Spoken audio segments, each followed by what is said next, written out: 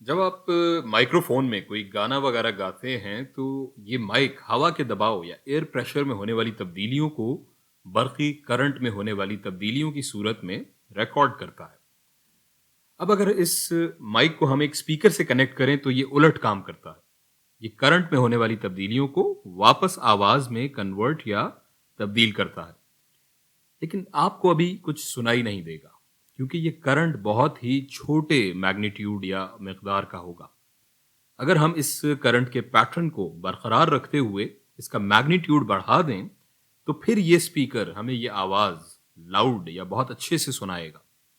इस अमल को हम एम्प्लीफिकेशन कहते हैं और इसे बरूए कार लाने के लिए हमें इस माइक्रोफोन और स्पीकर के दरमियान जो आला इस्तेमाल करना होगा उसे हम एम्पलीफायर कहते हैं। अमूमन ये एम्पलीफायर स्पीकर के अंदर ही मौजूद होते हैं, लेकिन हमेशा से ऐसा नहीं था। इब्तदा में ये एम्पलीफायर्स बहुत बड़े होते थे और स्पीकर्स के अंदर होने की बजाय अलग से स्पीकर्स के साथ कनेक्ट होते थे। 1947 और 48 में बेल लेबोरेटरीज में काम करने वाले इन तीन हजरात शॉकली, ब्राथेन एंड बार्डीन ने ये आइडिया दरियाफ्त किया कि बहुत छोटे साइज के एम्पलीफायर बनाए जा सकते हैं डोप्ड सेमीकंडक्टर्स का इस्तेमाल करते हुए। उनका बुनियादी आइडिया ये था कि एक एन टाइप सेमीकंडक्टर लिया जाए जिसमें बहुत सारे इलेक्ट्रॉन्स हो और उसके बीच में एक पी टाइप सेमीकंडक्टर को सैंडविच किया जाए जिसमें बहुत कम होल्स हों, या फिर एक पी टाइप सेमीकंडक्टर लिया जाए जिसमें बहुत सारे होल्स हों और उसके बीच में एक एन टाइप सेमीकंडक्टर को सैंडविच किया जाए जिसमें बहुत कम इलेक्ट्रॉन्स हों। और इन आलात का नाम इन हजरात ने रखा ट्रांजिस्टर्स। इस पहले मटेरियल में हम देख रहे हैं कि ये एन मटेरियल है, उसके बाद पी और उसके बाद फिर से एन टाइप मटेरियल। तो इस ट्रांजिस्टर को हम कहते हैं एनपीएन ट्रांजिस्टर, जबकि इस दूसरे को हम कहते हैं पीएनपी ट्रांजिस्टर। अब यहां दो शराइत हैं। पहली तो ये कि ये बीच वाला मटेरियल बहुत पतला होना चाहिए, जबकि दूसरी ये कि इस बीच वाले मटेरियल को बहुत लाइटली डोप्ड होना चाहिए। अगर ये दो शराइत पूरी होंगी तो ये ट्रांजिस्टर एक एम्पलीफायर के तौर पर काम करेगा। हम इस एनपीएन ट्रांजिस्टर की मिसाल से इसके ऑपरेशन को समझने की कोशिश करते हैं। इस ऊपर वाले एन टाइप को हम बैटरी के मस्बत टर्मिनल से जोड़ेंगे और नीचे वाले एन टाइप को बैटरी के मनफी टर्मिनल से, या जिसे हम ग्राउंड टर्मिनल भी कहते हैं, इससे जोड़ लेंगे।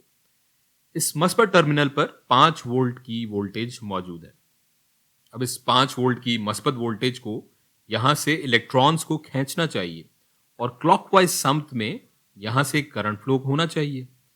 लेकिन यहां हम देख रहे हैं कि बीच में ये पी टाइप हिस्सा भी मौजूद है और इससे हमारे इलेक्ट्रॉन्स नहीं गुजर सकते, क्योंकि यहां ये पीएन जंक्शन मौजूद है जिसमें हम जानते हैं कि एक बैरियर पोटेंशियल और डिप्लीशन रीजन मौजूद होता है जो कि मेजॉरिटी चार्ज कैरियर्स, जो कि यहां इलेक्ट्रॉन्स हैं, इन्हें इस जंक्शन को क्रॉस करने से रोकता है। अब अगर हम इस पी टाइप मटेरियल को भी एक अदद बैटरी के मस्बत टर्मिनल से जोड़ें और यहां वोल्टेज लगाएं, फर्ज करें कि 0.7 वोल्ट्स। ये 0.7 वोल्ट्स हम क्यों लगा रहे हैं इसका आगे जाकर आपको पता चल जाएगा। तो अब यहां क्या होगा, अगर हम देखें तो ये पी टाइप हमारे इस नीचे वाले एन टाइप के मुकाबले में ज्यादा वोल्टेज या सिंपली ज्यादा वोल्टेज से कनेक्टेड है, तो ये वाला पीएन जंक्शन हमारा फॉरवर्ड बाइस्ड हो जाएगा। लेकिन यही पी टाइप इस ऊपर वाले एन टाइप के मुकाबले में कम मस्बत वोल्टेज या सिंपली हम कह लें कि कम वोल्टेज से कनेक्टेड है, तो ये वाला पीएन जंक्शन रिवर्स बाइस्ड हो जाएगा। अब ये रिवर्स बाइस्ड पीएन जंक्शन तो इलेक्ट्रॉन्स को रोक देगा और अपने अंदर से गुजरने नहीं देगा, लेकिन ये फॉरवर्ड बाइस्ड जो हमारा पीएन जंक्शन है ये अपने अंदर से चार्ज कैरियर्स को गुजरने देगा।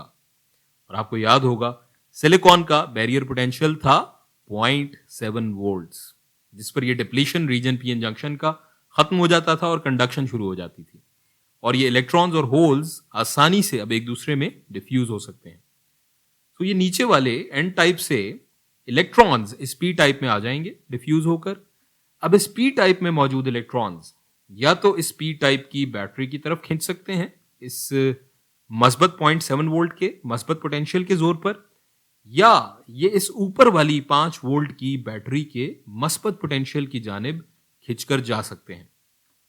हम जानते हैं कि इन इलेक्ट्रॉन्स को इस 0.7 वोल्ट की बैटरी की जानिब खींचने के लिए पहले रिकॉम्बिनेशन के अमल से यहां गुजरना होगा इस पी टाइप में। इस अमल की तफसील हम अपनी पिछली वीडियोस में पढ़ चुके हैं।